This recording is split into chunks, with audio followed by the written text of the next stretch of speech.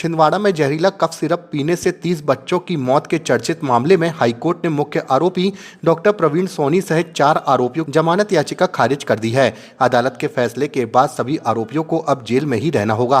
हम आपको बता दें कि कफ सिरप से 30 बच्चों की मौत हुई थी।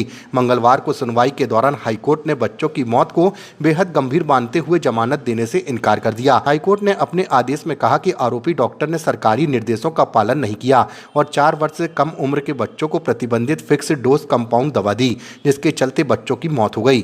प्रवीण सोनी सहित अन्य जो आरोपी थे उनकी बेल एप्लीकेशन माननीय न्यायालय ने खारिज करी और जब खारिज किया तो उस पर डिटेल ऑर्डर किया और कोर्ट ने उस हर बिंदु को टच किया जिसके आधार पर डॉक्टर को ये मालूम था कि ये दवा हानिकारक है और उसके संबंध में बताया था।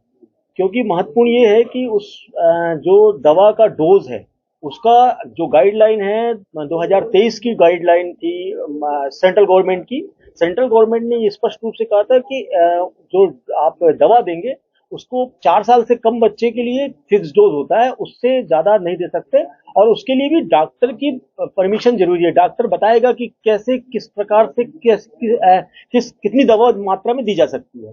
बट उसका जो उसकी अवहेलना की गई और उसमें उन्हें दवा दी। दूसरी चीज ये थी कि उसमें एक डॉक्टर थे नागपुर के, उनने स्पष्ट रूप से उनको फोन करके बताया था और ये घटना के पहले, ये जिस दिन बच्चे जो इनने दवा दी थी और बच्चे बीमार पड़े थे तो घटना के पहले ही बताया था। घटना के 4 से 5 दिन पहले ही उनको जानकारी दी थी कि ये दवा से 33 बच्चे की मृत्यु हुई थी दिल्ली में, इसलिए इस दवा को देने से आप परहेज करें।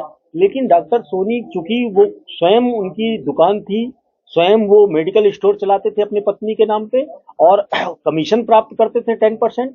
और ये इस डिटेल के बारे में जो हमारी जब जांच टीम ने जांच किया तो ये पाया कि वो कंपनी से भी 10% का उनको कमीशन प्राप्त होता था।